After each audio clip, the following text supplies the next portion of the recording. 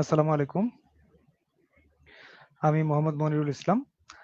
আপনাদের সবাইকে স্বাগত জানাচ্ছি। আপনি কি ভাবছেন এর এপিসোড ১৩ এটাতে।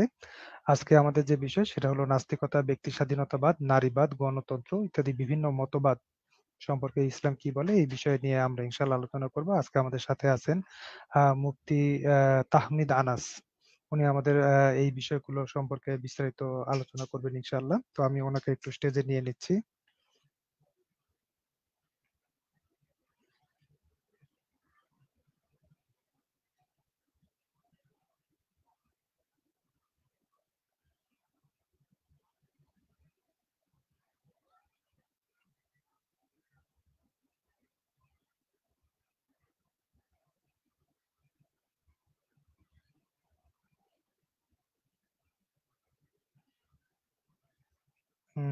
দুঃখিত, আমি সম্ভবত ইন্টারনেটে একটু প্রবলেম ফেস করতেছি। জি, আমাদের সাথে যুক্ত হয়েছেন মুফতি তাহমিদ আনাস। হুজুর, আপনি কি আমার কথা শুনতে পাচ্ছেন কিনা? আসসালামু আলাইকুম। ওয়ালাইকুম আসসালাম ওয়া রাহমাতুল্লাহি ওয়া বারাকাতুহু। জি, আপনি কত সুন্দর শুনতে পাচ্ছেন। আমার আওয়াজ কি ক্লিয়ার? আচ্ছা। হ্যাঁ, হ্যাঁ, আপনার কথা ক্লিয়ার শোনা যাচ্ছে। তো ঠিক আছে, আমরা আজকে অনুষ্ঠান শুরু করতেছি ইনশাআল্লাহ। তো আমাদের আজকের যে বিষয় ঠিক করা হয়েছে সেটা হলো নাস্তিকতা, ব্যক্তি স্বাধীনতাবাদ, নারীবাদ, গণতন্ত্র এবং এই জাতীয় আরো যে বিভিন্ন মতবাদগুলো আছে আমরা যতদূর সম্ভব আজকে আলোচনা করার চেষ্টা করব। এরপরে যদি আজকেও মানে কমপ্লিট না হয়, আমরা সম্ভব হলে আরো ২-১টা এপিসোড এটার উপরে করব ইনশাআল্লাহ। তো আপনাকে ১ম এই ধন্যবাদ জানাচ্ছি, কৃতজ্ঞতা জ্ঞাপন করতেছি। আপনি আজকে সময় দিয়েছেন। তো আজকে আমাদের এই অনুষ্ঠানটি হয়তোবা ১ ঘন্টার মতো হবে আরকি। ইনশাআল্লাহ ১১টা, সোয়া ১১টার মধ্যেই শেষ হয়ে যাবে। তো কিছু দর্শক অবশ্যই যুক্ত হতে পারবেন। তো যারা দর্শক হিসেবে যুক্ত হতে চান তারা আপনারা ২-১ টি প্রশ্ন করতে পারেন কিংবা আপনাদের মন্তব্য জানাতে পারেন। তো এটা আমরা বা বা একবারে অনুষ্ঠানের শেষের দিকে আরকি আমরা এটা আপনাদেরকে হয়তো কয়েকজনকে যুক্ত করব। তো ১ম এ আমরা কিছু আলোচনা করব। আপনারা শুনতে থাকেন। এরপরে আপনারা যুক্ত হবেন ইনশাআল্লাহ। তো মুফতি সাহেব, আমার ১ম যে প্রশ্ন আরকি, নাস্তিকতাকে যদি আমরা যেভাবে আরকি সংজ্ঞায়িত করা হয় যে যারা হচ্ছে এই মহাবিশ্বের যে একজন সৃষ্টিকর্তা আছেন, এই ব্যাপারটাকে যারা বিশ্বাস করেন না। তো এটাকেই তো আমরা মূলত হচ্ছে নাস্তিক বা নাস্তিকতা বলি আরকি। তো যারা নাস্তিক অ্যা এটা আসলে ইসলামের দৃষ্টিতে তো এটা অবশ্যই সঠিক না। আমরা যারা মুসলিম তারা আমরা অবশ্যই বিশ্বাস করি যে এক আল্লাহ তাআলা এই সমস্ত আসমান জমিনকে তৈরি করছেন, সমস্ত মহাবিশ্বকে তৈরি করছেন। তো আপনাকে যদি এভাবে প্রশ্নটা করি সেটা হলো, একজন নাস্তিককে আপনি মানে কি ধরনের যুক্তি বা কি ধরনের আ কথা বলবেন ইসলামে আসার জন্য, বা তাকে কিভাবে বোঝাবেন যে এই মহাবিশ্বের একজন সৃষ্টিকর্তা আছেন?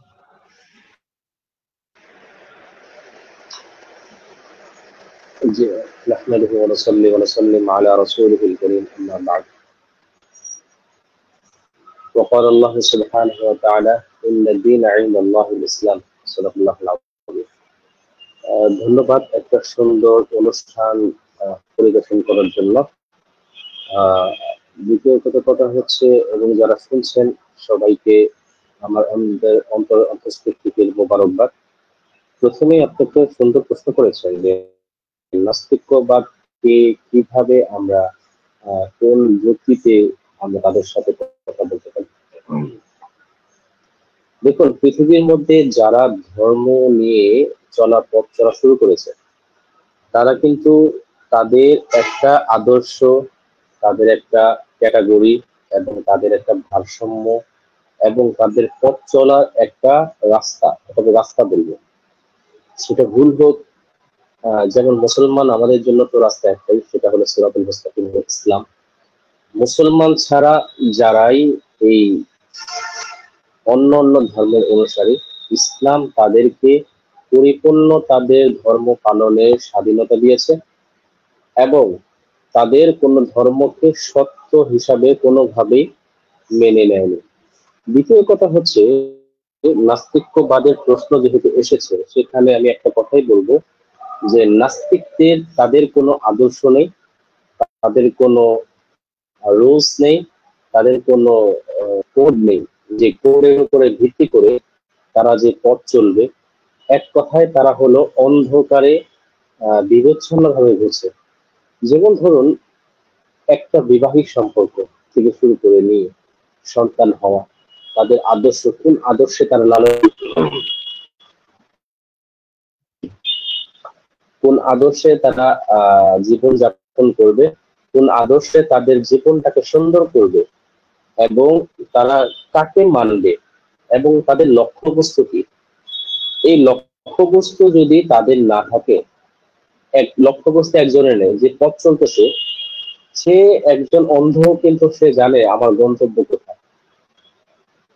একজন ভুল পথে যে আছে, যে কিনা মুশরিক, অন্য ধর্মিক, অন্য ধর্মের অবলম্বী করে অনুসারী, সেও কিন্তু জানে যে সে একটা আশায় আছে যে আমার গন্তব্য কোথায়।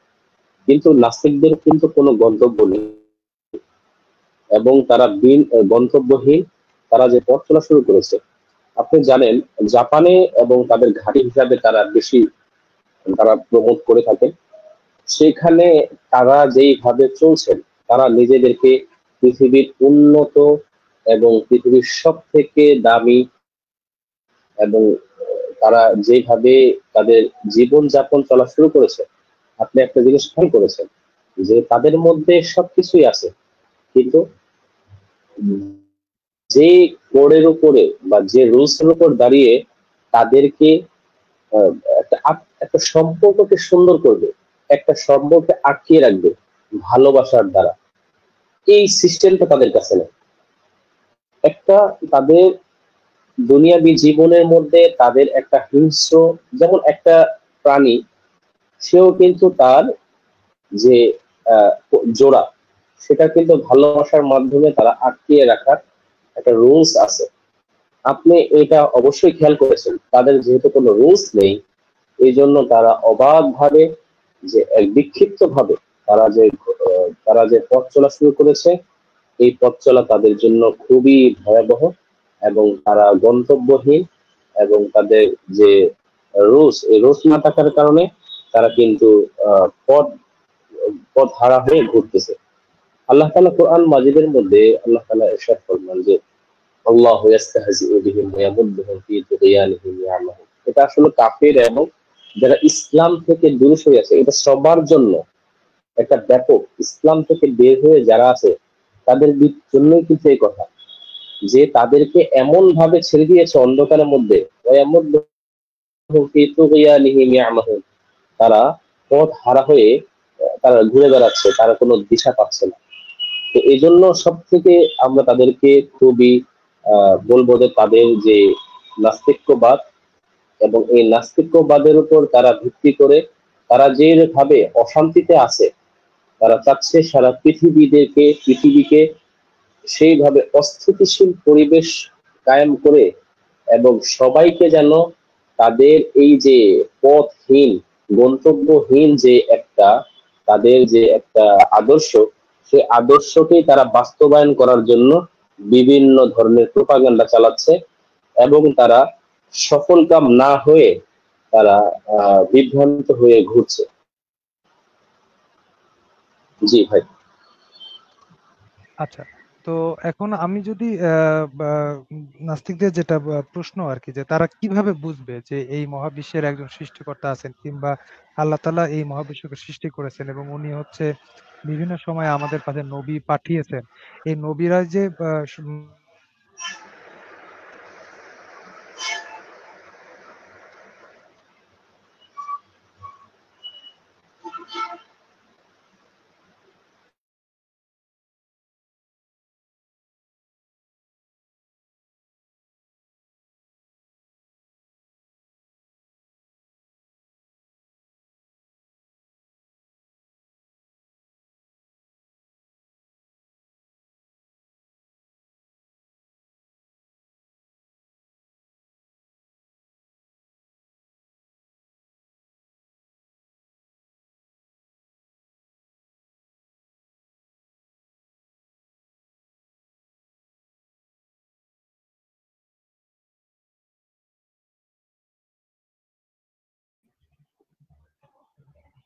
হ্যালো।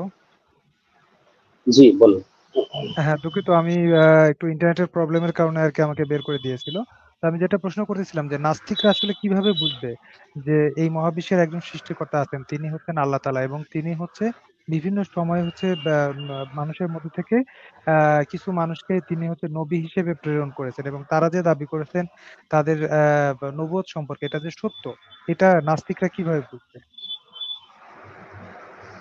দেখুন, প্রথম আপনি প্রশ্ন করেছেন যে এই এই সারা পৃথিবীর সৃষ্টিকর্তা একজন আছে। আমি যদি কোনো নাস্তিককে বলি যে এই গাড়িটা এমনি হয়ে গিয়েছে, এই বিল্ডিংটা এমনি হয়ে গিয়েছে, এই সন্তানটা বাপ মা ছাড়া এমনি হয়ে গেছে, এটাকে তারা জীবনে বিশ্বাস করবে? না, এটা তো বিশ্বাস করবে এটা না। বিশ্বাস করার মতো নয়। এটা কখনো, তারা তারা যে দাবি করেছে তারাই কিন্তু এটা মানে না। আপনি একটা বিষয় খেয়াল করে দেখেন, আপনি যে দাবি করেছেন, আপনার এই দাবির পক্ষে আমি বললাম, যেমন আপনি বিষয়টা শুনেছেন, আমি আবু হানিফা রাহিমাহুল্লাহর কথা আমি কোট করছি। দেখেন, ওনার নাস্তিকের সাথে একদম সেম একটা ওনার সাথে বহস হয়েছে, অনেক প্রসিদ্ধ ঘটনা, এটা হয়তো আপনি শুনেছেন। এটা আমি সংক্ষেপ চকে বলি যে উনি একটু দেরি করে যাওয়ার পরে আহ, বলছেন যে এত দেরি করে কেন আসলো, তো উনি বর্ণনা করছেন যে আমার দেরি করে আসার কারণটা কেন হলো। তো এরকম নাস্তিকদের সাথে কয়েকটা এরকম ঘটনা ঘটেছে, তার মধ্যে একটা বলছি। তো বলছে আমি ওখানে নৌকা পাচ্ছিলাম না, হঠাৎ করে গাছ কেটে হঠাৎ করে তক্তা গুলা জোর লাগে গেল, কেটে গেল সাইজ হয়ে, তারপরে নৌকা হয়ে গেল, ওই পার থেকে এপারে চলে আসে, ওপারে এপারে অটোমেটিক আমাকে নিয়ে আসলো। তো তারা তো প্রশ্ন করেছিল মূলত আল্লাহকে অস্বীকার করে তারা যে নওজুবিল্লাহ, তারা যে একটা প্রমাণ করতে চেয়েছিল যে সে বলছে যে সামান্য নৌকা একা একই হয়ে এই পাশে চলে আসা, এটা যদি অসম্ভব হয়, তাহলে এই সমস্ত সৃষ্টি জগৎ, এই সৃষ্টি জগৎ কিভাবে এত সুন্দরভাবে পরিচালনা হচ্ছে, এবং কোনোভাবেই কোনো প্রকার, এই যে সূর্য, আপনি একটা জিনিস খেয়াল করুন, এই পৃথিবী ঘুরছে, এখন এইভাবে একটা যে রুলস এর মধ্যে চলছে, একটা কোনো ধরনের একটা পৃথিবীর মধ্যে যে তাদের ঘোরার যে একটা গতি, সূর্য উঠা নামা প্রতিদিন 12টা মাস 24 ঘন্টা, এবং আবহাওয়া, এই যে একটা কন্ট্রোল করা, এই কন্ট্রোল কিন্তু কেউ এমনি এমনি করতে পারবে না। আপনি কোনো আবহাওয়া কোনো কিছু কি এমনি এমনি কেউ কন্ট্রোল করতে পারবে?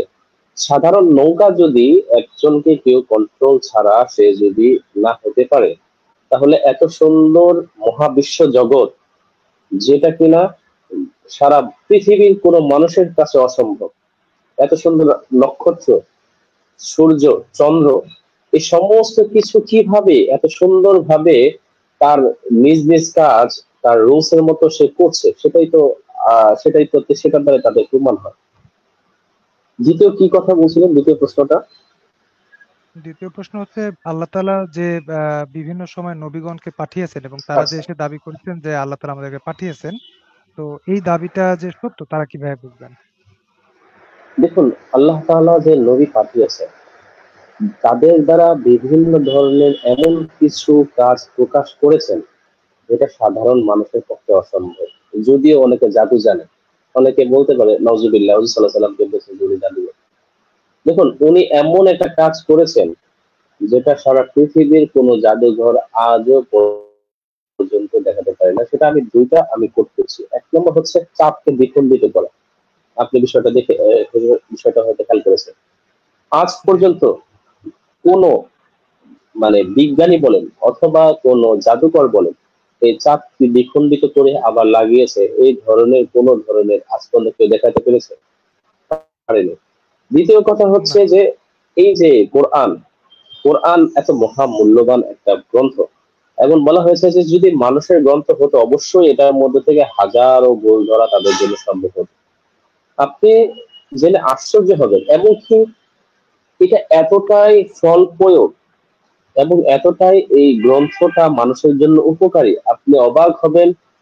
মানুষ যতই এই কোরআন নিয়ে রিসার্চ করছে, তাদের জীবনে ফিট করার চেষ্টা করেছে, সে মুসলমান হোক বা না হোক, এই গঠন প্রণালী যখন নিজের জীবনে কেউ ফিট করছে, তার জীবনটা সুন্দর হচ্ছে, তার জীবনটা গোছানো হচ্ছে, এবং সে সারা পৃথিবীর মধ্যে একটা যে অনন্য, এবং সারা পৃথিবীর মধ্যে সে যে একজন সুখী এবং সার্থক, সেটা প্রমাণ হচ্ছে।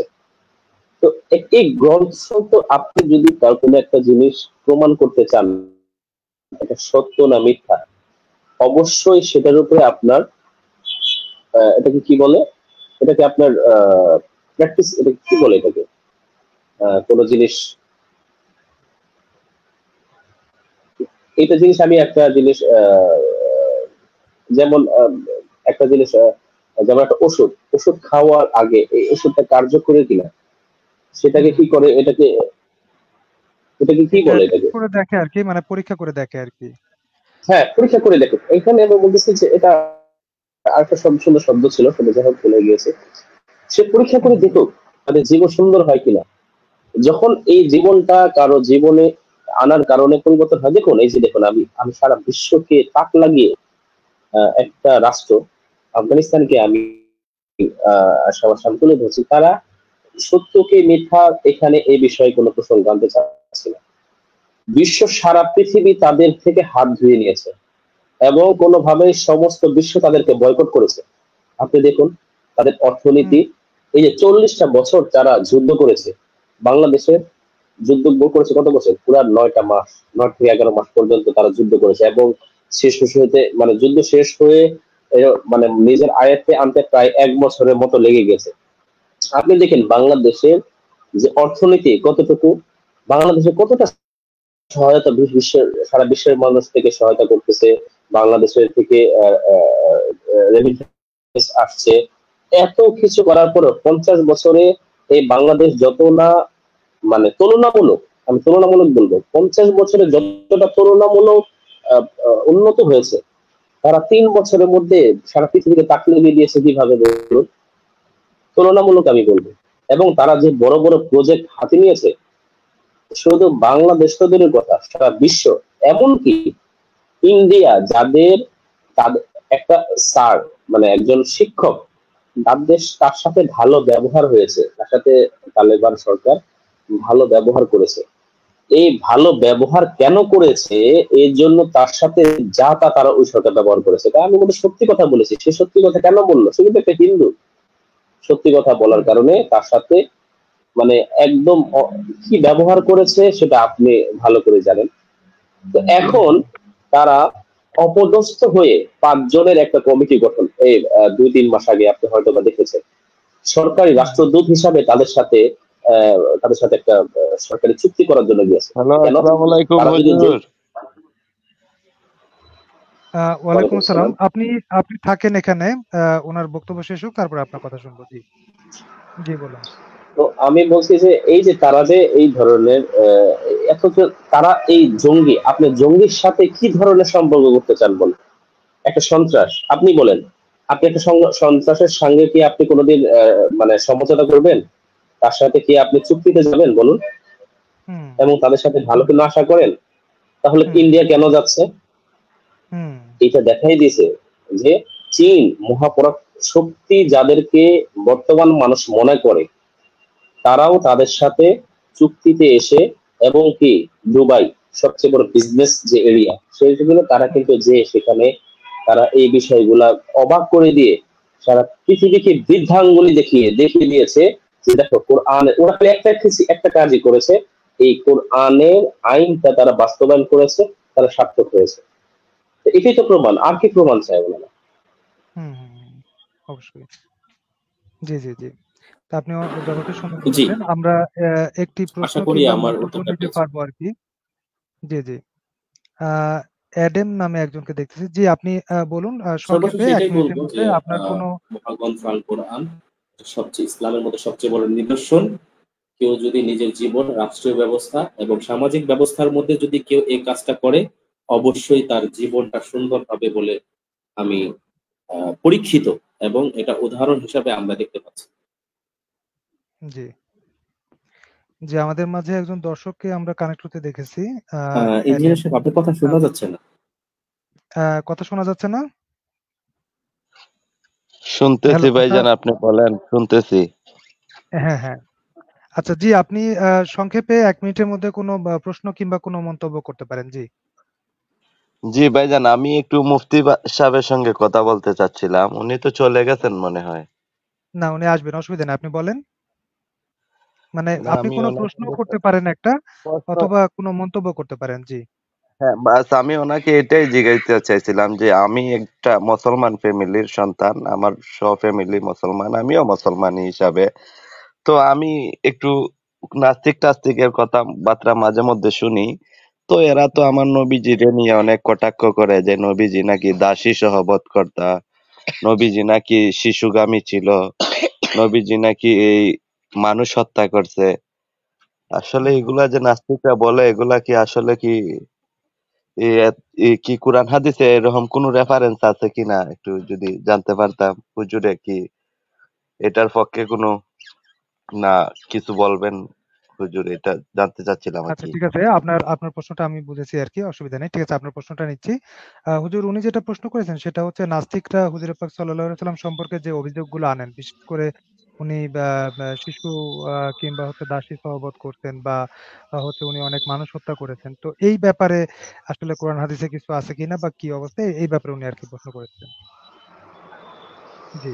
দেখুন, সর্বপ্রথমে রাসূল সাল্লাল্লাহু আলাইহি সাল্লামের চরিত্র নিয়ে বর্তমানে বিধর্মীরা যত মনীষীদের ১০০ মনীষীর যখন গ্রন্থ লিখেছেন, রাসূল সাল্লাল্লাহু আলাইহি সাল্লামের গ্রন্থগুলো কিন্তু আপনি পাবেন। আমি অনেকগুলো দেখেছি। সেটা খ্রিস্টান বা বিভিন্ন বিধর্মীরা লিখেছেন যারা রাসূলের চিরশত্রু।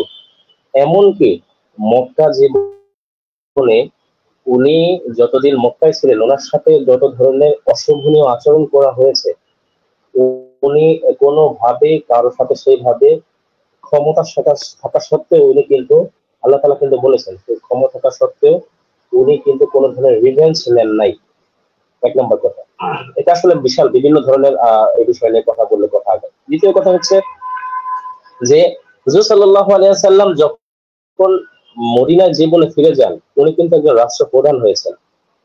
তো আপনি প্রত্যেকবারই দেখেন উনারা সাহাবারা এবং হুজুর সাল্লাল্লাহু আলাইহি ওয়াসাল্লামের যুদ্ধের আগে সন্ধি এবং তাদের সাথে যখন শান্তিতে থাকতে দিতেছে না মুসলমানদেরকে, বিভিন্ন ধরনের আক্রমণ করার চেষ্টা করছে। আমি আপনাকে প্রশ্ন করি, বাংলাদেশের সরকারকে কেউ যদি আক্রমণ করার চেষ্টা করে কোন রাষ্ট্র, বাংলাদেশের সেনাবাহিনীকে বসে থাকবে নাকি আক্রমণ তাদেরকে দমন করার জন্য যে পদক্ষেপ নেওয়ার দরকার সে পদক্ষেপ নেবে? কি বলেন? অবশ্যই এখন অবশ্যই যদি পদক্ষেপ নেবে। বাংলাদেশের সরকার যদি তার পদক্ষেপ নেয় এবং যুদ্ধের ময়দানে এই যে রাশিয়া যুদ্ধ হচ্ছে, আপনি কাকে কি বলবেন? এই যুদ্ধের মধ্যে যুদ্ধের রুলস ভঙ্গ করে তারা যা করেছে, ওই রাশিয়ার ব্যাপারে তো এই যে নাস্তিক ভাইরা একটাও তো কোনো কথা বলেন না। এই যে আমি আরো একটা কথা বলতেছি, যেমন সারা বিশ্বের মধ্যে মহিলা এবং বাচ্চাদেরকে গণহত্যা করা মানে কোনোভাবেই নির্যাতন করা, যুদ্ধের মধ্যে কোনো হত্যা করেছে। দেখুন লাইভে মানুষ ভিডিওতে দেখতেছি আমরা, লাইভ না সরি ভিডিওতে আমরা দেখতেছি কিভাবে বাচ্চাদেরকে টার্গেট করে করে ছোট নির্মম বাচ্চাদের ২, ৪, ৫ বছর এবং কি শিশুদের বাচ্চা ১ বছর কথা বলে বাচ্চাদেরকে কিভাবে তারা মারতেছে, এই ব্যাপারে তাদের কোনো মাথায় ব্যথা নাই। তার মানে আপনি এই বিষয়টা অবশ্যই বুঝতে পারছেন, তাদের বিপরীতে যখন অভিযোগ আনে না, যখন তাদেরকে বলা হয় যে হ্যাঁ এটা আমরা মর্মাহত, এটা নিয়ে তো আপনাদেরকে এত ধরনের আন্দোলন, এত ধরনের বড় ধরনের কোনো স্লোগান অথবা বড় ধরনের কোনো তাদের প্রতিবাদ আমরা তো লক্ষ্য করিনি। তাদের এবার না জোরালো হুজুর, ভাবে কি আপনাকে কি প্রতিবাদ আমি করেছেন? ১ মিনিট আটকাতে পারি হুজুর? ১ মিনিট। না, আমি আপনাকে যে প্রশ্নগুলা করছিলাম আপনি অন্য প্রাসঙ্গিক কথাটা বলতেছেন, আমি ওই এদিকে যাচ্ছি নাকি? আপনি এটা কি বোঝাতে চাচ্ছেন যে এইগুলা কি অমানবিক না মানবিক ছিল, যে নবীজি এইগুলা যে করতেন, এটার পক্ষে আপনি সহমত? আপনি যে কথা বলেছেন আপনার কথা আমি কিছু শুনিনি। আমাকে ইঞ্জিনিয়ার সাহেব বলেছেন যে উনার যে যুদ্ধ করেছেন এই যুদ্ধগুলা সঠিক ছিল নাকি আপনি একটা যুদ্ধ দেখান এবং বর্ণনা করেন যে রাসূল সাল্লাল্লাহু আলাইহি ওয়াসাল্লাম কোন যুদ্ধের মধ্যে অমানবিক ভাবে কার সাথে কি ধরনের খারাপ আচরণ করেছেন। আপনি একটা প্রমাণ না, দেখান, আমি প্রমাণ তো হিসেবে একটা বলেন। আপনাকে কোন এই যুদ্ধে কোন মুহূর্তে স্থলে হয়তো করেন? রেফারেন্স দিতে পারবো না, নাস্তিকেরা না, বলে আর কি, আপনি আমি শুনছি। আপনি নাস্তিকরা বলে শুনেন ভাই, নাস্তিকরা তারা এজেন্ডা বাস্তবায়ন করার জন্য অনেক ভুল কিছু আমাদের সামনে তুলে ধরে। আপনি কোট করে বলতে হবে অমুক যুদ্ধে অমুক কারণে উনি মানে এই ধরনের খারাপ কাজের কারণে উনি ওনাকে নাউজুবিল্লাহ আমরা দোষারোপণ করছি, একটা তো প্রমাণ দেখাবে। আজও তাহলে পর্যন্ত। একটা প্রমাণ দিমু হুজুর, একটা প্রমাণ দিমু, আমি জি একটা বলেন, হাদিস নাম্বার দিব বলেন, আপনাকে। এক বলেন। মিনিট তাইলে আমি ১ মিনিট সময় নিচ্ছি, আমি দিচ্ছি হুজুর।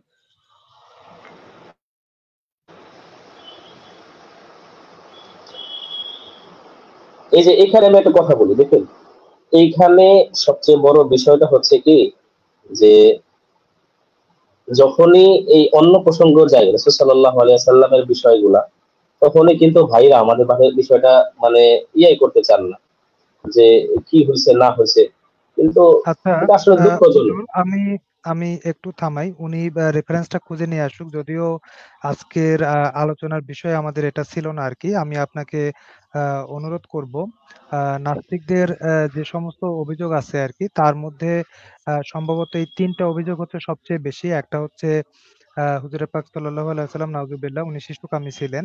2 নম্বর হচ্ছে দাস-দাসী সহবত করতেন, নাউজুবিল্লাহ। আর 3 নম্বর হচ্ছে উনি যুদ্ধের মধ্যে অনেক মানুষকে অকাতরে হত্যা করছেন। তো মূলত এই ৩ টা ভ্রান্ত অভিযোগ আরকি উনারা বেশিরভাগ করে থাকেন আরকি। তো আসলে একসাথে উনি এই ৩ টা প্রশ্নই করছেন। আর এই ৩ টা প্রশ্ন তো আসলে আমার মনে হয় ৩ টা এপিসোডেও কভার হবে কিনা আমার সন্দেহ আছে আরকি। তো আসলে সংক্ষেপে যেটা উত্তর সেটা হচ্ছে এগুলা হচ্ছে তাদের ভুল দাবি আরকি, তাদের মিথ্যা দাবি। এবং ওয়ান বাই ওয়ান আলোচনা করলে আসলে অনেক লম্বা সময় লাগবে। আজকে আসলে আমাদের আচ্ছা, আলোচনার এখানে একটা কিছু বলি। বিষয়বস্তুই এটা না। জি, জি। ও শিশু আমি বাচ্চা, যেটা আমি আমি আমি যেটা একটু বলতে চাইলাম সেটা হচ্ছে আমি আপনাকে অনুরোধ করব আপনি আমাকে আরো ২-১ টা এপিসোডে সময় দিবেন। আমরা এই বিষয়গুলো নিয়ে একটু কথা বলতে চাই। জি। আচ্ছা মুফতি এখানে সাহেব, দেখেন, আমি একটা হাদিস নাম্বার বলবো আপনাকে, আমি নিয়ে আসছি, যদি আপনি একটু চেক করে দেখেন হ্যাঁ, আর কি। একটু একটু সুনান আবু একটু দাউদ, বলেন। হ্যাঁ সুনান আবু দাউদ আপনি ইসলামিক আপনি ফাউন্ডেশন। হাদিসটা পড়েন। হাদিসটা পড়েন আপনি। আমি তো মোবাইলের মধ্যে পড়লে কি আপনি শুনতে পারবেন? হ্যাঁ, পড়লে শুনতে পাবো কিংবা যদি আপনি স্ক্রিন শেয়ার দিতে পারেন সেটাও আমি স্ক্রিনে নিয়ে আসতে পারবো। বেটার আপনি আপনি স্ক্রিন সংক্ষেপে শেয়ার পড়েন দিন। কারণ স্ক্রিনেও শেয়ার দিতে পারেন। আ তবে একটু সংক্ষেপে করতে হবে আরকি। কারণ আজকের আলোচনার বিষয় এটা না আরকি। এজন্য আমি ওই বিষয়ে যেতে যাচ্ছিলাম না। আজকে মূলত নাস্তিকতার বিষয় হচ্ছে আলোচনা। বিভিন্ন মতবাদ সম্পর্কে আলোচনা।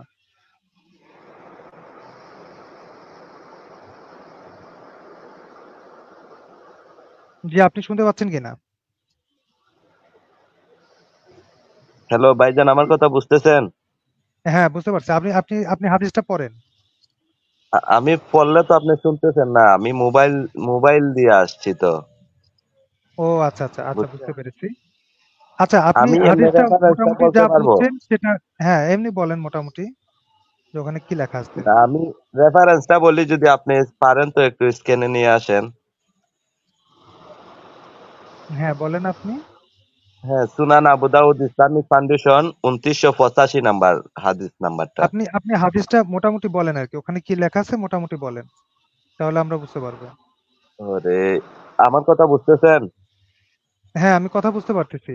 আপনি যেটা পড়ছেন সেটাই বলেন আরকি যে ওখানে আসলে কি বলা আছে? কোন যুদ্ধ সম্পর্কে কি বলা আছে?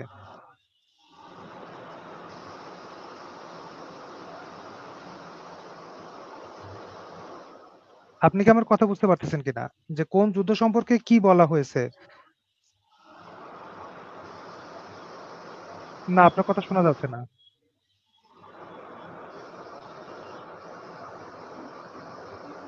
আচ্ছা হুজুর বেটার আমি আসলে এই প্রশ্নটা না নেই সেটাই ভালো হবে। কারণ আমি চাচ্ছিলাম যে এই বিষয়গুলো নিয়ে আমরা অন্য একটা এপিসোডে আলোচনা করব। আজকে মূলত হচ্ছে বিভিন্ন আচ্ছা, ওকে মতবাদ ওকে, নিয়ে হচ্ছে হুজুর আলোচনা করার। হুজুর মনিরুল জি, ইসলাম ভাই, ভাই প্লিজ জি। 1 মিনিট। আমি ওই কোরআনের দুই একটা যদি আয়াত, যদি হুজুর একটু আমার একটু বুঝিয়ে দিতেন, বাস 1 মিনিটে। না ঠিক আছে। আমি আপনার একটা প্রশ্ন নিয়েছিলাম আরকি উত্তর অলরেডি দেওয়া হয়েছে যে এটা আসলে আ এটা হচ্ছে ওনাদের নাস্তিকদের হচ্ছে এটা হচ্ছে ভুল দাবি। ঠিক আছে? আর ২ নম্বর হচ্ছে এটা আসলে আমাদের আজকের এপিসোডের বিষয় না। ঠিক আছে? আপনি একটু বোঝার চেষ্টা করেন। আজকে এপিসোডের এখানে বিষয় একটা হচ্ছে কথা মতবাদ। বলতে পারি, আপনার ইলিয়াস কোনো সাহেব, এখানে মতবাদ একটা নিয়ে কথা কোনো বলতে পারি। জি, আপনি যদি কোনো জিনিসের ভুল প্রমাণ করেন, তা আমি দুটো এখানে কথা বলি, আমি এখানে আজকের মতো এখানে আর বেশি কথা বলবো না, যেহেতু আজকে এটা বিষয় না। এখানে জি, জি। একটা বিষয় বলবো। দেখুন, আপনি যদি কাউকে ভুল বলতে যান, অবশ্যই আপনাকে একটা রুলস রেগুলেশন আপনাকে আনতে হবে। কিন্তু নাস্তিকরা যে ওনাকে ভুল হিসাবে কাঠগড়া, ইতিহাসে কাঠগড়া দাঁড় করিয়েছেন, নওজুবিল্লাহ, কিন্তু এই কোন মানে মান নির্ণয় করে ওনারা ওনাকে ভুল দাবি করেছেন? ওনাকে কোনো, ওনাদের কোনো তো রুলসই নাই, ওনার কোনো বুকস অফ রুলস নাই, যেটা ওনাদের একটা, আপনার একটা যদি মনে করেন একটা আইনের বই, শাসনতন্ত্র, নাস্তিকদেরকে একদম আলাদা, তাদের স্বতন্ত্র ভাবে একটা, তাদের একটা রুলস থাকা দরকার। তাদের নিজস্ব কোনো রুলসই নাই। রুলস না থাকলে এই যুদ্ধ অপরাধীকে কে, কে অভিযুক্ত, কে অভিযুক্ত, সেটা সে তো আপনি প্রমাণ করতে পারবেন না। আপনি কি অন্য ধার করা মানুষের থেকে কোনো একটা অভিযোগ এনে আপনি যদি দাবি করেন, সেটা তো অন্যের অভিযোগ হলো, নাস্তিকদের অভিযোগ হলো না। বিষয়টা আ এরকম না। এটা হুজুর হুজুর, একদম আরেকটা আমি কথা হচ্ছে, আমি যেটা এই যেটা যেটা কথাটা শেষ করে করার দিচ্ছি, মানে হচ্ছে, যেটা শেষ যেটা শেষ করে দিচ্ছি। দেখুন, আল্লাহ তাআলা যার ব্যাপার অভিযোগ করে, প্রত্যেক নবী কোরআনের মধ্যে আসছে এবং হাদিসের মধ্যে আসছে, যে আল্লাহ তাআলা নবীদেরকে স্বয়ং নিজে গাইড করে, আল্লাহ তাআলার অনুমতি ছাড়া তারা কোনো কাজ করেন না। তো এইখানে কোন নবী কোনো কাজ করবেন আল্লাহর হুকুম ছাড়া, এটা অসম্ভব। আমি আজ পর্যন্ত এই সীমাবদ্ধ আছি। এই বিস্তারিত এই বিষয়ে যদি আপনার কথা বলা দরকার হয়, নতুন একটা এপিসোড বলে আমি এই বিষয় নিয়ে কথা বলবো ইনশাআল্লাহ। আচ্ছা, আচ্ছা, ঠিক আছে। আমি মনে হয় অলরেডি আধা ঘন্টা হয়ে গেছে। আমি আজকের বিষয়ে ফোকাস থাকি আরকি। অ্যাডাম, আপনি অন্য যেকোনো একদিন আসেন। ওই বিষয়ে আপনি আলোচনা মানে প্রশ্ন করতে পারেন। ঠিক আছে? আমরা অলরেডি অনেক সময় ব্যয় করে ফেলেছি। তো আমি নাস্তিকতার বিষয়ে ২ টা বিষয় একটু এড করি হুজুরের সাথে। উনি যেটা বলছেন আরকি আমার কাছে মোটামুটি ভালো লেগেছে আরকি। এরপরে হচ্ছে আমি আমার বা ২ টা বই এ পর্যন্ত লিখেছি। তার মধ্যে আমার একটা বই আছে, নাম হচ্ছে 'দ্য গ্র্যান্ড ডিজাইনার'। এখানে হচ্ছে আমি মূলত এই বিষয়টা নিয়ে এসেছি। এখানে হচ্ছে বিজ্ঞানী নিউটন উনি যেটা বলতেছেন সেটা হচ্ছে, "In the absence of any other proof, the thumb alone would convince me of God existence." এটার বাংলা অর্থ করে দাঁড়ালে যেটা দাঁড়ায় আরকি, "In the absence of any other proof" মানে অন্য কোনো প্রকার যদি কোনো প্রুফ বা কোনো প্রমাণ নাও থাকে, দ্য থাম্ব অ্যালোন মানে হচ্ছে আমার বৃদ্ধাঙ্গুলি, এইটাই উড কনভিন্স মি, এটাই হচ্ছে আমাকে নিশ্চিত করে বা আমাকে হচ্ছে কনভিন্স করে যে অফ গডস এক্সিস্টেন্স, অর্থাৎ হচ্ছে যে এই মহাবিশ্বের যে একজন সৃষ্টিকর্তা আছে, এটা আমাকে নিশ্চিত করে আমার হচ্ছে একটা বৃদ্ধাঙ্গুলি। অর্থাৎ এই যে আমাদের বুড়ো আঙ্গুল, এটা যে এত সুন্দর এবং এটা এত সুন্দরভাবে তৈরি করা হইছে, এটা অবশ্যই একজন মহাবিশ্বের একজন সৃষ্টিকর্তা আছেন, তিনি এটা তৈরি করছেন।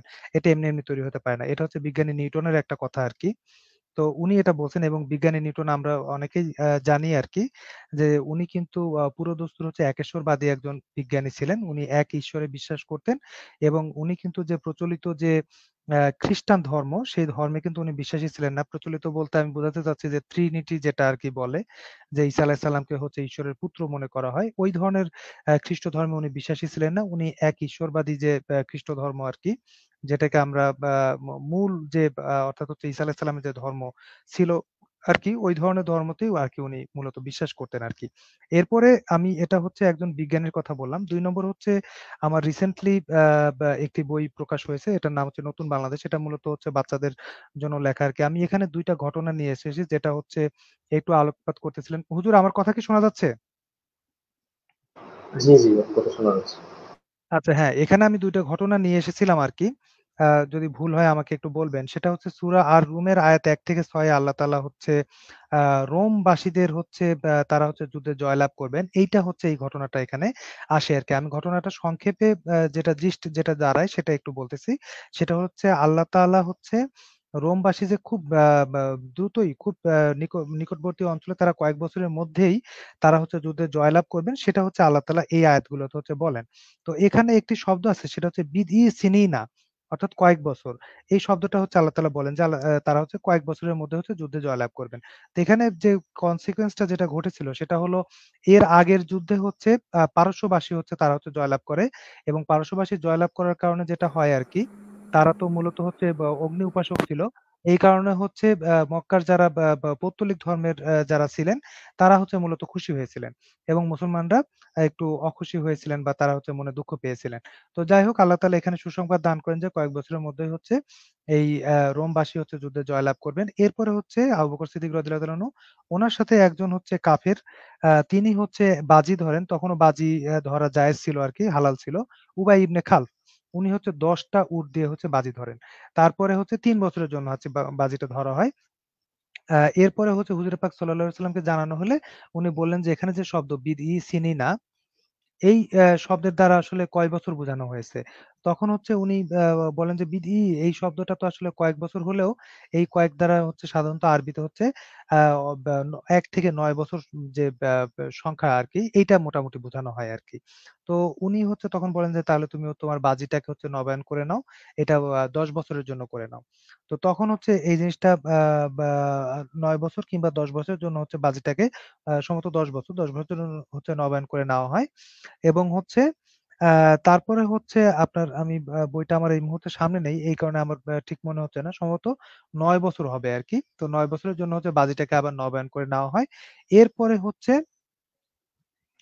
এরপরে মূলত হচ্ছে ৯ বছর পরে যে দেখা যায় যে রোমবাসীগণ কিন্তু যুদ্ধে জয়লাভ করেছে। ঠিক আছে?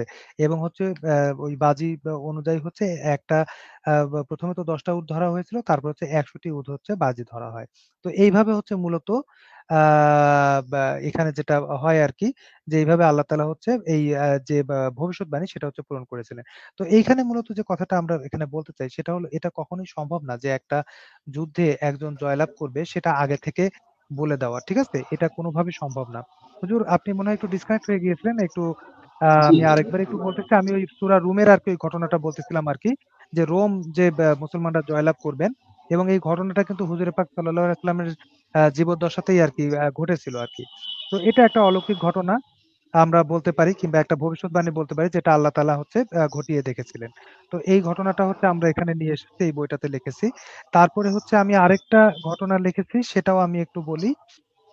এরকম অসংখ্য ঘটনা আছে যেগুলোর দ্বারা হুজুরে পাক সাল্লাল্লাহু আলাইহি সাল্লাম যে সত্য নবী ছিলেন, আল্লাহ তাআলার পক্ষ থেকে এসেছেন, সেটা আরকি বোঝা যায়। তো আমি এখানে আরেকটা ঘটনা একটু উল্লেখ করতে চাই। সেটা হলো, এটা হচ্ছে আ সহিহ বুখারীতে আ ইসলামিক ফাউন্ডেশনের যে হাদিস, সেটা হচ্ছে ৬ নম্বর হাদিসে এসেছে আরকি।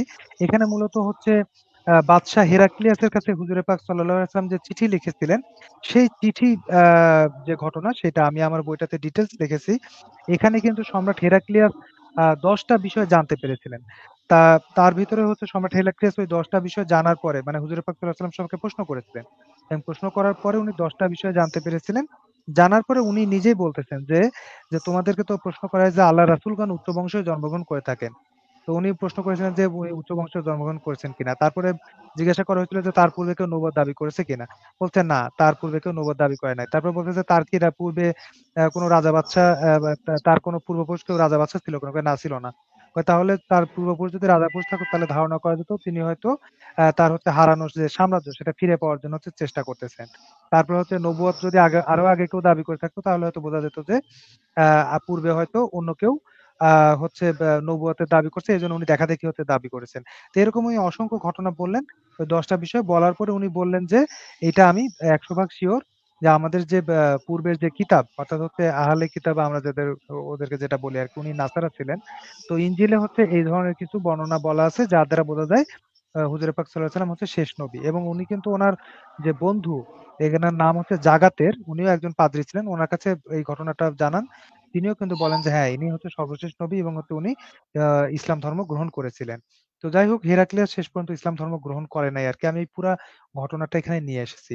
তো বিভিন্ন এরকম আলামত আছে যে আলামতের দ্বারা আসলে হুজুরে পাক সাল্লাল্লাহু আলাইহি ওয়াসাল্লাম যে সত্য নবী ছিলেন সেই বিষয়টা আমাদের সামনে উঠে আসে আরকি। হুজুর, আপনি যদি ২-১ টা বিষয় এর সাথে যোগ করতে চান তাহলে যোগ করতে পারেন। যে আমরা কিভাবে বুঝলাম যে হুজুরে পাক সাল্লাল্লাহু আলাইহি ওয়াসাল্লাম সত্য নবী ছিলেন? দেখুন আপনি এখানে হুজুর সাল্লাল্লাহু, জি। জি, আপনি কি বলছিলেন যে? হ্যাঁ, আপনি চাঁদ দ্বিখণ্ডিত করার ঘটনা বলেছিলেন। হ্যাঁ, এটাও আমি আমার দ্য গ্র্যান্ড ডিজাইনের বইয়ে উল্লেখ করেছি আরকি। আ এবং আপনি আরো যদি ২-১ টা ঘটনা উল্লেখ করতে চান, জি বলতে পারেন। দেখুন হুজুর সাল্লাল্লাহু আলাইহি ওয়াসাল্লাম নবুয়ত প্রাপ্তির পূর্ব থেকে, হুজুর সাল্লাল্লাহু আলাইহি ওয়াসাল্লাম নবুয়ত প্রাপ্তির পূর্ব থেকেই যে ঘটনাগুলা এবং রাহাত পাদ্রীর কথা অবশ্যই আপনি শুনেছেন। রাহাত, এবং সে রাসূল সাল্লাল্লাহু আলাইহি ওয়াসাল্লামকে ভবিষ্যদ্বাণী করে গিয়েছেন। উনি যখন মদিনা থেকে বাহিরে যাচ্ছিল তখন কিন্তু উনি বলছে যে না আপনি নিয়ে যেন না, উনি অনেক ঈসা আলাইহিস সালামের যে কিতাব ছিল ওই কিতাবের মধ্যে অনেক কিছু উনার নিদর্শন পাওয়া যাচ্ছিল, এবং তখনই বলছে যে আপনি উনাকে মক্কায় ফিরে নিয়ে যান, উনাকে কিন্তু ফিরিয়ে নিয়ে যাওয়া হয়েছিল বিভিন্ন ভাবে। যখন এমনকি দেখেন যখন, এবং হুজুর সাল্লাল্লাহু আলাইহি ওয়াসাল্লাম কিন্তু দুনিয়াবি কোনো শিক্ষায় শিক্ষিত ছিলেন না। এই যে হুম, হুম। এত মানে এই যে কোরআন সারা বিশ্ব যেটাকে হয়রান, কি এক কিতাব যেটা অতুলনীয়, এবং এই জ্ঞানের সাথে পৃথিবীর কোনো জ্ঞানের কোনো সম্পৃক্ত নাই। আমরা মনে করি যারা মানবে তাদের জন্য এতটুকুই নিদর্শন যথেষ্ট।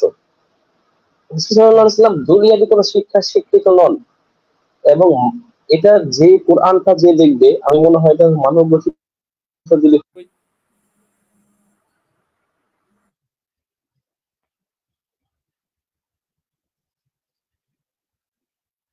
আপনার কথা শুনতে পাচ্ছি না ঠিক।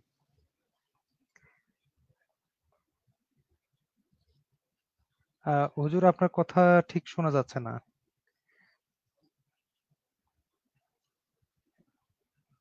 আমি মিউট দেখতে পাচ্ছি, আপনার মাইক্রোফোন মিউট করা আছে। একটু আনমিউট করে কথা বলবেন। আপনার মাইক্রোফোন মিউট দেখতে পাচ্ছি।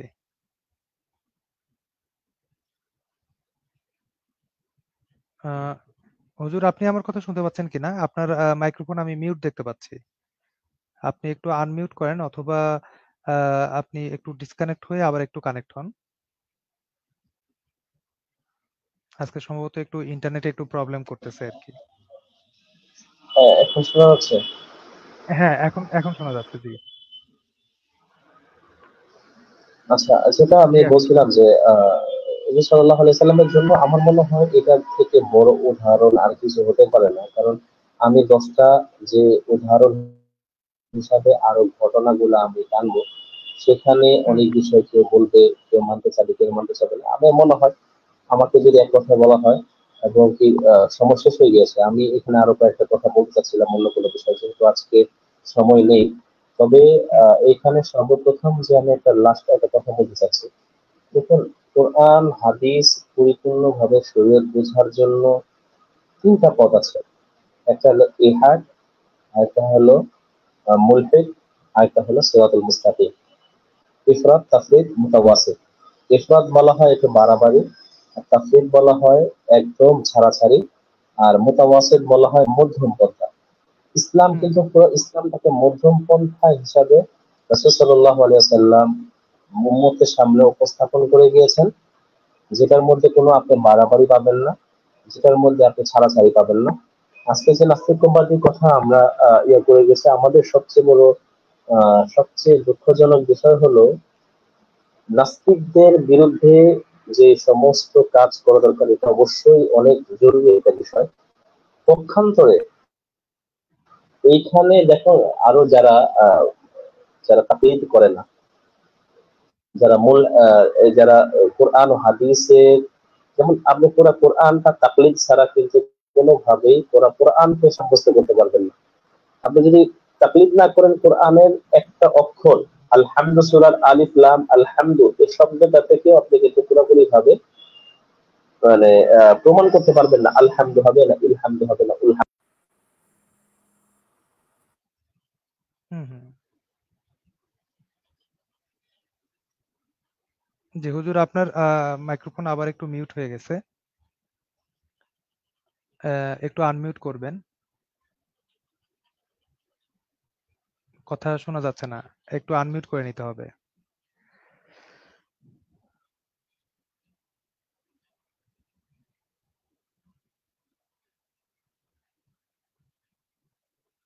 আপনার মাইক্রোফোন মিউট হয়ে গেছে। একটু আনমিউট করতে হবে।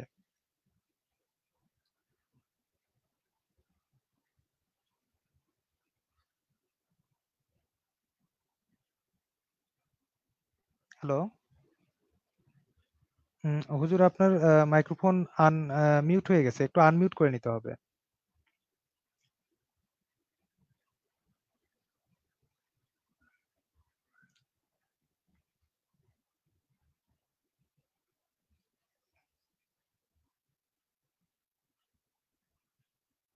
হুজুর, একটু কথা শোনা যাচ্ছে না। আপনি প্রয়োজনে একটু ডিসকানেক্ট হন। ডিসকানেক্ট হয়ে হচ্ছে আবার একটু জয়েন করেন আরকি, তাহলে শোনা যাবে।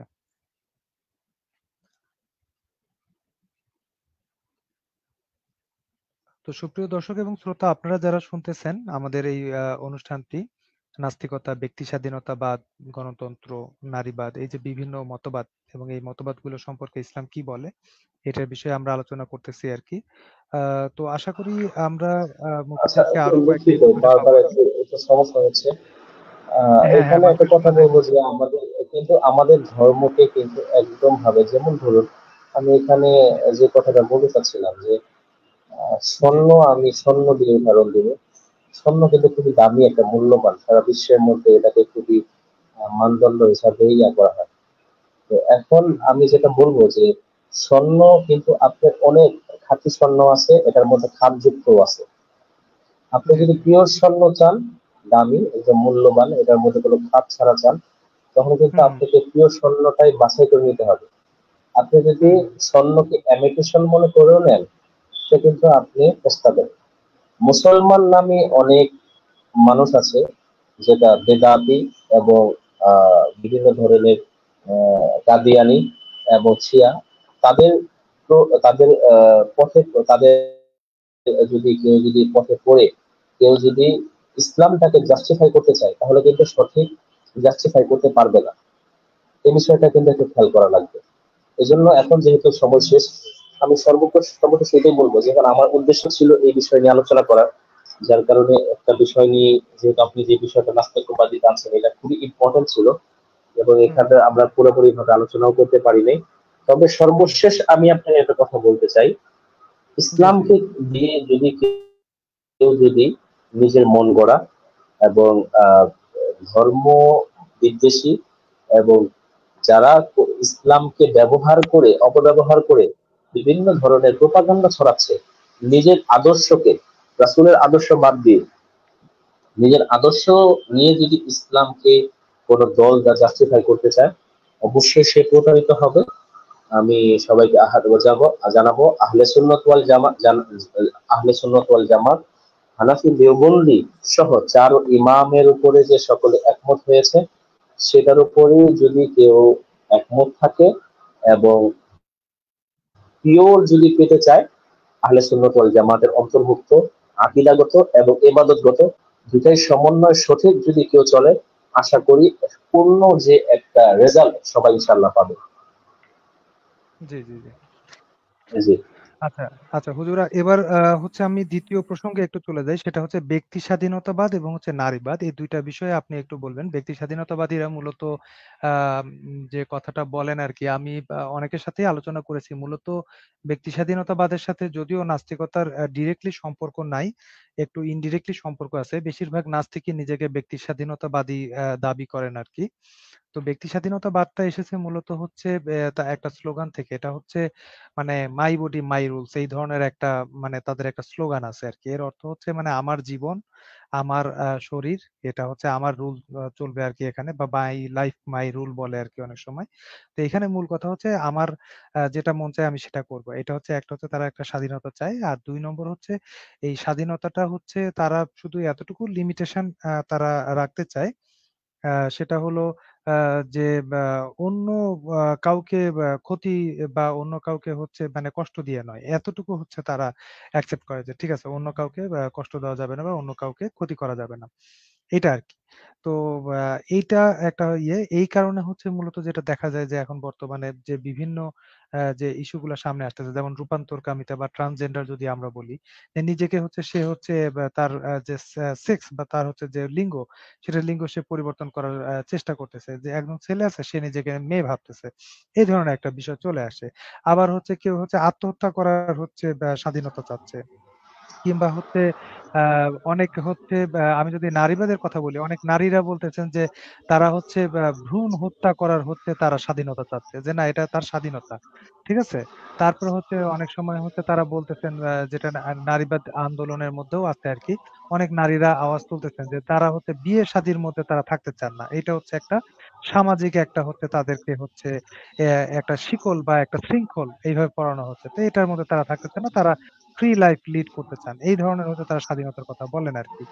তো এটা হচ্ছে মূলত নারীবাদ এবং হচ্ছে স্বাধীনতাবাদের আমি সংক্ষিপ্ত কিছু কথা বললাম আরকি, এবং এগুলা থেকেই মূলত হচ্ছে ট্রান্সজেন্ডার বলি বা আরো বিভিন্ন যে বিষয়গুলা বলি, এগুলা মূলত হচ্ছে যে ব্যক্তি স্বাধীনতা থেকেই আসে, এবং হচ্ছে নারীবাদ সেটাও হচ্ছে অ্যাকচুয়ালি এই ব্যক্তি স্বাধীনতা থেকে আসে। তো এই ব্যাপারে আপনি সংক্ষেপে আ একটু মন্তব্য করবেন আরকি। জি।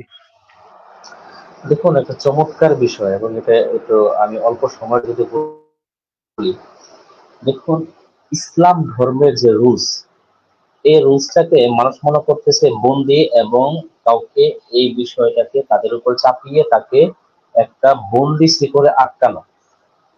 দেখুন, যারা এই ধরনের দাবি করছে তারাই কিন্তু নাস্তিক্যবাদ এবং সুশীল সমাজ এবং আহ, বিভিন্ন ধরনের নোংরা চিন্তাধারা তাদের মাথায় একটা নেশা জাতীয় যুক্ত মানে মাইন্ডে ইনজেক্ট করে তাদের কিন্তু এই ধরনের কথা তাদের সামনে তুলে ধরা হচ্ছে। যেমন ধরুন, একজন মডেল, সে কিন্তু মানে মানুষের সামনে নিজেকে প্রদর্শন করে কিন্তু একটা সোর্স, তার একটা ইনকাম করে। কিন্তু আপনার আমার মা বোন যারাই মুসলমান দাবি করে, তারা যে সমাজের মধ্যে এই যে 10,000 15,000 টাকা খরচ করে পরপুরুষের সামনে নিজেকে সুন্দর করে প্রদর্শন করে, আপনি কি মনে করেন এই যে নিজের টাকা খরচ করে নিজেকে সমস্ত কিছু ট্রিটমেন্ট করে নিজেকে সবচেয়ে সুন্দর মানে সৌন্দর্য উপস্থাপন করে একদম ফ্রি মানুষের সামনে প্রদর্শন করা হচ্ছে, এটা কি নিজেকে নিজেকে ছোট করা হচ্ছে না? নিজের সম্মানটাকে ক্ষুণ্ণ করা হচ্ছে না? এই বিষয়টা কেন আমাদের মা বোনরা বুঝে না?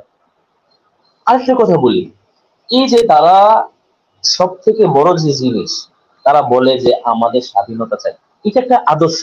কেউ যদি বলে যে না, আমি বিয়ে ছাড়াই আমি আমি যার তার সাথে থাকবো, এই যে দেখুন, একটা পতিতালয়ের মেয়ে, সে মানুষের সাথে থাকতে হলো যে একদম নিম্ন, তারও 100-200 টাকা ইনকাম হয়। আর যে মা বোন আমি যার তার সাথে থাকবো মন চায়, এইটা কিছু মানুষ যে খ্রিস্ট সমাজ এমন নাস্তিক্যবাদী বিধর্মীদের কালচার, তারা এই নারীদের লোভনীয়, তাদেরকে টাকা ছাড়া ফ্রিতে তাদেরকে ভোগ করার জন্য এই ধরনের সমাজের মধ্যে তারা প্রোপাগান্ডা ছড়িয়ে মা বোনদেরকে ইজ্জত এবং তাদেরকে ভোগ করার জন্য যে একটা প্রচেষ্টা চালাচ্ছে, সেটা এই সূক্ষ্ম সূক্ষ্ম এত মডার্ন যুগে কেন তারা এটা বুঝতেছে না? তৃতীয় কথা হচ্ছে যে দেখুন, আসলে সব থেকে বড় যে বিষয়টা, সেটা হচ্ছে যে বর্তমানে আমার বিয়ের মধ্যে সমস্ত টাকা খরচ করে অন্যকে ইয়া করে আমি বিধর্মীদের কালচারকে সামনে আনবো। দেখুন, আমি পৃথিবীর মধ্যে আমার অবাক লাগে, আগেকার রাজা বাচ্চারা যারা বিধর্মী ছিল এবং যারা মানে বাদী ছিল, গোলাম, যাদেরকে কিনা বেচা কিনা প্রত্যরিকরা যারা কেনা বেচা করতো মেয়েদেরকে, একদম দাসী রূপে তারা কেনা বেচা করতো, এই মহিলাদেরকে সৌন্দর্য শুধু শুধু যে কিনছে সেই কিন্তু তাকে প্রদর্শন করে তার তার সামনে উপবিষ্ট করা হতো। অন্য কেউ তাদের সম্মান রাজকীয় ভাবে তাদেরকে সম্মান দেওয়া হতো। আমাদের মা বোনরা কি এই যে যারা দাসী, তাদের নিজেকে নিজেরা তারা কি ওই নিজেকে তাদের চেয়ে ছোট করে ফেলে দেখতেছে না? এখানে একটা কথা বলো, শামসুল আরেফিন শক্তি সাহেব এই বিষয় নিয়ে আরো বিস্তারিত আলোচনা করেছেন যে বর্তমান আদর্শের মাধ্যমে ব্রেনের মধ্যে তারা বিভিন্ন নেশাগ্রস্ত দ্রব্য জাতীয় জিনিস ইনজেক্ট করে তাদেরকে ভোগ করার চিন্তা এবং তাদেরকে তাদের আদর্শ, ইসলামী আদর্শকে তারা জেলখানার মধ্যে প্রদর্শন সামনে উপস্থাপন করছে এবং তাদের লোভনীয়, তারা যেন নারীকে ভোগ করতে পারে, এই ভোগের বিলাসিতার জন্য এই মা বোনদেরকে একটা তাদের ব্রেনের মধ্যে নষ্টামি এবং বিভিন্ন ধরনের খারাপ যে একটা চিন্তা শক্তি তাদের ভিতরে ঢুকিয়ে দিয়ে তাদেরকে তাদেরকে তারা ফ্রিলি ভোগ করতেছে। আর দোষ দিচ্ছে মুসলমানরা খারাপ, মুসলমানদের মা বোনরা খারাপ। এই জাতি কবে বুঝে আসবে, এটা আমার সমস্ত জাতি এবং মা বোনদের কাছে প্রশ্ন থেকে গেল। যে সংক্ষিপ্ত আমি বলতে বলে এই জন্য আর কি কয়েকটা কথা বলা উচিত হল। দ্বিতীয় কি বলছিলেন? দ্বিতীয় আমরা বলতেছিলাম হচ্ছে ট্রান্সজেন্ডার বা সমকামিতা, এই যে এই বিষয়গুলো আর কি। এটা ভাই সেম ওটার বিরুদ্ধে চলে গেছে, যে যারা ট্রান্সজেন্ডার এই বিষয়গুলো তাদের উপরে চলে গেছে। তো হুজুর, আমাদের মোটামুটি 1 ঘন্টার আমরা লাইভ করার কথা বলেছিলাম। আপনি যদি অনুমতি দেন তাহলে আমি আরো 10-15 মিনিট একটু কন্টিনিউ করতে পারি, কারণ আমাদের গণতন্ত্র যে বিষয়টা ওইটা একটু বাদ আছে আর কি। হ্যাঁ, এটা 10 মিনিটের মধ্যে আরো করা যেতে পারে। জি আচ্ছা আচ্ছা, ঠিক আছে। তো আমি আপনাকে প্রথমে একটু অনুরোধ করে রাখবো, সেটা হচ্ছে নাস্তিকতা বিষয়ক আরো কিছু যদি আপনাকে পাই আর কি, তাহলে একটু ভালো হবে। আপনার যখন সময় সুযোগ হয় তখন হচ্ছে আমরা ওই এপিসোড গুলো করলাম আর কি, যেটা নাস্তিকদের যে বিভিন্ন অভিযোগ আর কি, যেগুলা মানে বেশিরভাগ যে অভিযোগ আর কি, বা তারা যে বেশি অভিযোগ করে যে বিষয়গুলো নিয়ে, সেই বিষয়গুলো নিয়ে আমরা একটু যদি 2-1টা এপিসোড করতে পারি আপনাকে সাথে নিয়ে, তাহলে মনে হয় ভালো হবে। তো আমি আপনাকে অনুরোধ করবো আর কি, আপনি এরপরে আরো 2-1 দিন একটু সময় দিবেন আর কি। তো গণতন্ত্র বিষয়ে যেটা বলবো সেটা হচ্ছে এখন তো বর্তমানে সত্যি কথা বলতে কি নতুন করে ধর্ম প্রচারের যে বিষয়টা এটা মনে হয় পৃথিবী থেকে অলরেডি চলে গেছে আর কি। নতুন করে এখন আর ধর্ম প্রচার করার কথা কেউ বলে না। এখন যেটা সামনে আসে সেটা হচ্ছে বিভিন্ন ইজম বা বিভিন্ন মতবাদ। এটা হচ্ছে সামনে আসে। যেমন হচ্ছে এই যে গণতন্ত্রের কথা শুনতেছি। তারপরে হচ্ছে ব্যক্তি স্বাধীনতা বা ট্রান্সজেন্ডার বা সমকামিতা, রূপান্তরকামিতা এরকম বিভিন্ন শব্দ আমাদের সামনে কিন্তু আসছে আরকি। তো এগুলা সবই হচ্ছে মতবাদ আরকি। তো এখন নতুন করে কিন্তু কোনো ধর্ম বা ধর্মের দিকে মানুষ দাওয়াত দিচ্ছে এরকম আমরা দেখি না। বিভিন্ন মতবাদ বা ইন সাম কনটেন্ট বিভিন্ন রকম ফিরকা এটা নিয়েও আপনার সাথে আমার একটু ইচ্ছা আছে আরকি কয়েকটা এপিসোড করা। যেমন ইসলামের যে বিভিন্ন বাতিল ফিরকা আছে সেটা কাদিয়ানী হতে পারে, সেটা অন্যান্য আরো যে বিভিন্ন শিয়া বা বিভিন্ন যে মতবাদগুলো আছে যেগুলা হচ্ছে ভ্রান্ত আরকি। তো সেগুলো নিয়ে একটু আলোচনা হতে পারে আরকি পরে। তো আপনি একটু গণতন্ত্র সম্পর্কে বলবেন যে এইটার আসলে বেসিক সমস্যাটা কি? এখানে তো মানে একটু শুনতে তো একটু ভালোই লাগে যে মানুষ গণমানুষের যেটা চাওয়া সেটাই হচ্ছে পূরণ হবে। তো একটু তো শুনতে ভালো লাগে। কিন্তু আসলে এটার সাথে ইসলামের সংঘর্ষটা মূলত কোথায়? এটা হচ্ছে ১, ২ হচ্ছে বা বা বেশিরভাগ ওলামায়ে কেরাম আমি যেটা জানি, এটা হচ্ছে গণতন্ত্রকে তারা হচ্ছে কুফরি মতবাদ বলেন। তো আসলে কুফরি মতবাদ বলার পিছনে কারণ কি? এবং কুফরি মতবাদ হওয়া সত্ত্বেও আমরা আ কেন দেশের যে রাজনীতি সেগুলাতে এই গণতান্ত্রিক ব্যবস্থায় যে রাজনীতি সেটার সাথেও কিন্তু আমরা জড়াচ্ছি। প্লাস হচ্ছে আমরা নির্বাচনে দাঁড়াচ্ছি বা আমরা হচ্ছে এই কাজগুলোর সাথে জড়িত হচ্ছি। এইটা আসলে মানে আমরা কেন করছি আরকি? এই বিষয়গুলো একটু আপনি সংক্ষেপে উত্তর দিবেন। জি। যে প্রথমে আমি গণতন্ত্র নিয়ে বলতে চাই, আসলে গণতন্ত্রটা সাজানো হয়েছে আসলে মানুষের অধিকারকে খর্ব করার জন্য। মানুষের অধিকারকে ওই যে যেমন ধরেন শিয়ালের কাছে মুরগি পালতে দেওয়া আর কি, লাইক এরকমই আর কি। যে আপনি জনগণকে বলা মানে কাম দিয়ে বলা, যেমন আরেকটু সুন্দর যদি উদাহরণ দিতে চাই, আমরা কোরবানির সময় যে পশু কোরবানি করি, যদি বড় কোনো মানে গরু হয়, তখন হুম, কিন্তু হুম, ওইটাকে আপনি কিন্তু প্রথমে কি করি, তাকে আদর করে তাকে শান্ত করার চেষ্টা করি। হুম, হুম। শান্ত করে কিন্তু তাকে যে রশি দিয়ে বাঁধার চেষ্টা করছি, সেই বিষয়গুলো কিন্তু ওই প্রাণীটা বোঝার চেষ্টা করতেছে না। সে মনে করছে যে আমাকে তো আদর করতেছে, আমাকে মনে ভয় পেয়ে আমাকে আহ আমার আমার সাথে সে পরাজিত বরণ করছে। কিন্তু বিষয়টা কিন্তু আসলে সেই না। না, না, না। আসলে তা আপনি না। একটু খেয়াল করে দেখেন, আমাদের হুম, হুম। গণতন্ত্রটা কিন্তু বিষয়টা এটাই। নওজুবিল্লাহ এখানে বলতে হচ্ছে যে গণতন্ত্র, যেটা ডাক্তার ইউনূস সাহেব সহ যেটা সবাই এই কথাটা বলে থাকেন যে জনগণ সমস্ত ক্ষমতার উৎস। নওজুবিল্লাহ এই কথাটা বলে ১ নম্বর কাজ করতেছে, মুসলমানদের ঈমানটাকে নষ্ট করে ফেলছে। এখন আপনার যদি ঈমান না থাকে, তখন আপনি কি মানে আল্লাহর সাহায্য পাবেন? না, সেটা পাবেন না। আমাদের জন্য খুব কষ্টকর। হুম, সেজন্য হুম। আমি বলতেছি যে ১ নম্বর, ওরা গণতন্ত্র প্রক্রিয়ার মাধ্যমে মানুষকে বলতেছে এই যে তুমি দেখো তোমার স্বাধীনতা আছে। আচ্ছা ভাই বলেন তো, আমরা মানুষ, আমাদের স্বাধীনতা কোন জায়গায় এবং কোন পদ্ধতিতে আমাদের স্বাধীনতা, সেটা কি আমরা ভালো বুঝি না? আমার থেকে আমাদের স্রষ্টা, যিনি আমাদেরকে সৃষ্টি করেছেন, মহান আল্লাহ তাআলা, উনি ভালো বুঝেন। অবশ্যই। এই বিষয়টা আমরা জনগণকে বোঝানোর চেষ্টা করছি পূর্বে থেকে। ইংরেজ স্বাধীনতার পূর্বে থেকেই ওলামায়ে কেরাম রাজনীতির সাথে দূরত্ব বজায় রেখেছেন, এই জন্য যে গণতন্ত্র হারাম, এই বিষয় নিয়ে কোনোভাবে করা যাবে না।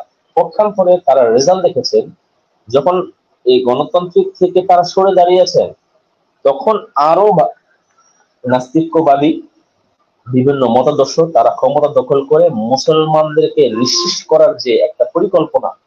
দেখুন, এখানে আহ ব্রিটিশ শাসনের পরে যে স্বাধীনতার জন্য মুসলমান ওলামায়ে দেওবন্দ তারা যে অনেকে করেছেন, সাধারণ মানুষ ছিল, হিন্দুরা ছিল এবং মুসলমানরা থেকে ওলামায়ে কেরাম ছিল, তারা যে, আমি মুসলমান ওলামায়ে কেরামের কথা বলবো যেহেতু এখানে ওলামায়ে কেরামদের কথা আসতেছে, হুম, হুম। মুসলমানদেরকে এই যে প্রত্যেকটা কতগুলা গাছে মানে ফাঁসি মানে কাস্তে ছিল গাছের গাছ, বড় বড় শক্ত গাছগুলা ছিল, এক একটা মুসলমানদেরকে ফাঁসিতে ঝুলানো হয়েছে। শত শত হাজার হাজার ওলামায়ে কেরামকে ফাঁসিতে ঝুলানো হয়েছে। এবং মাল্টা কারাগার থেকে বিভিন্ন ধরনের বড় বড় কারাগারকে তারা ওই সংরক্ষিত করে ওইখানে রাখা হয়েছে। তো এইখানে মুসলমানরা যখন দেখলেন যে আরো কথা বলবো, যখন মিডিয়াতে, আমি এই মিডিয়ার কথাই বলবো, এই আগে এই মিডিয়াতে ওলামায়ে কেরাম এতটা ইনভলভ ছিলেন না। এখনো অনেক ওলামায়ে কেরাম এই মিডিয়াকে সমর্থন করেন না, এটা ভিন্ন একটা বিষয়। কিন্তু আমি তাদেরকে বলবো এটা ইজতিহাদি বিষয়। ইজতিহাদি বলতে এটা একটা আহ, গবেষণার বিষয়।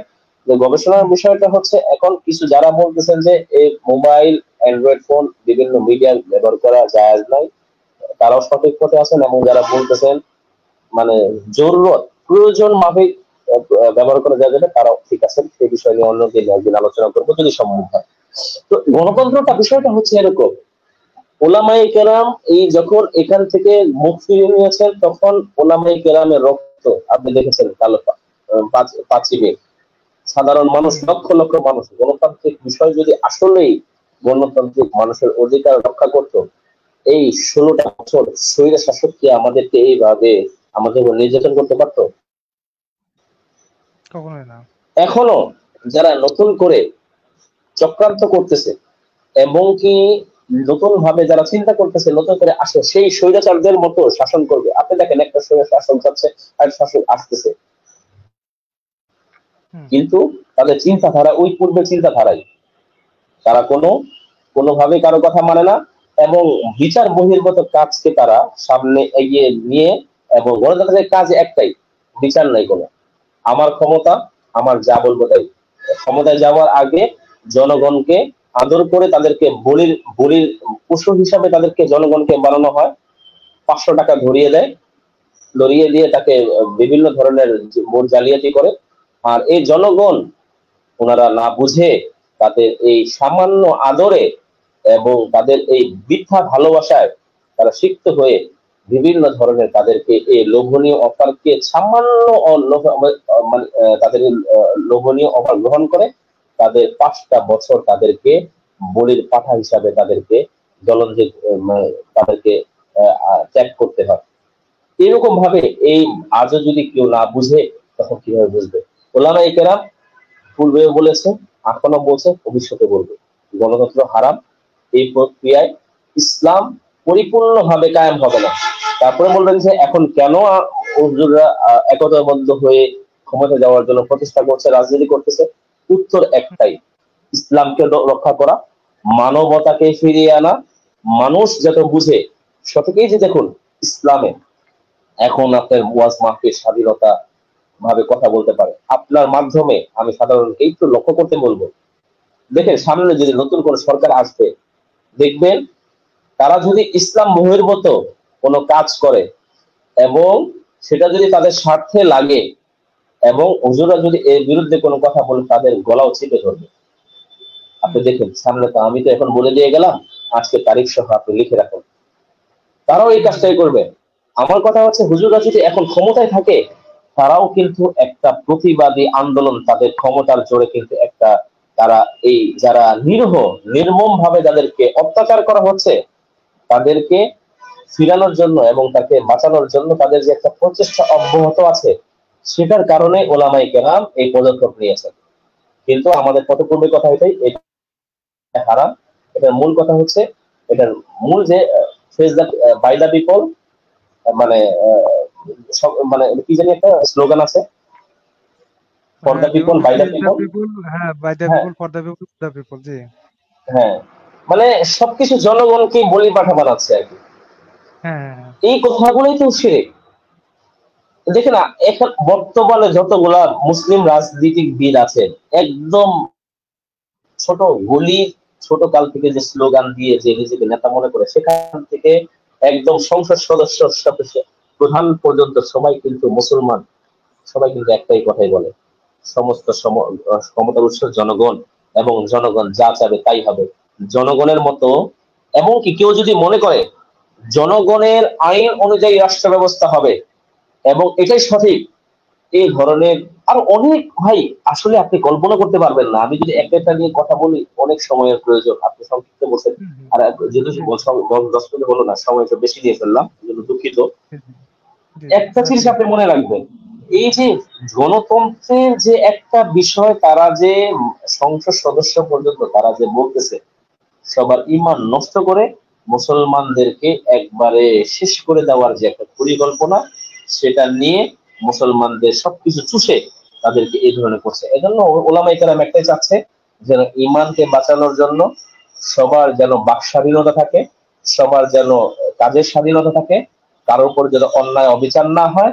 সেজন্যই এই ক্ষমতার মুসলমানদের জন্য সঠিক এবং মুসলমানদের মা বোন এবং ভাইদের জন্য সঠিক একটা দিক নির্দেশনামূলক আলোচনার যেন একটা পথ খোলা থাকে, সেজন্য তারা রাজনৈতিক ময়দানে আছে।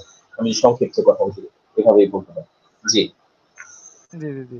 তো এইটাকে যদি আমরা মানে এভাবে তুলনা করি যে স্বাভাবিক অবস্থায় হচ্ছে পানি, নাপাক পানি খাওয়া এটা তো আসলে মানে জায়েজ নাই।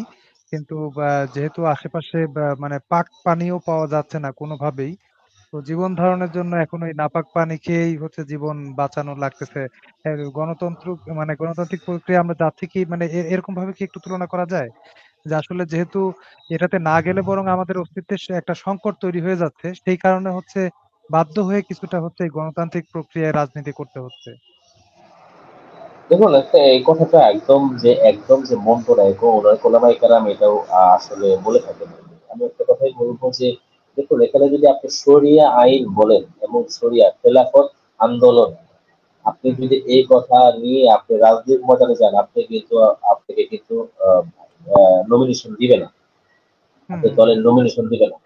এবং ইসলামী রাষ্ট্র কায়েম করবেন, আপনি এই আন্দোলনের মাঠে নামেন, কালকে আপনি সবাই জঙ্গি হিসাবে আপনি চিহ্নিত করে আপনাকে জেলে হুম, পড়বে, হুম, আয়না হুম, ঘরেও হুম, আপনাকে যেতে হতে পারে।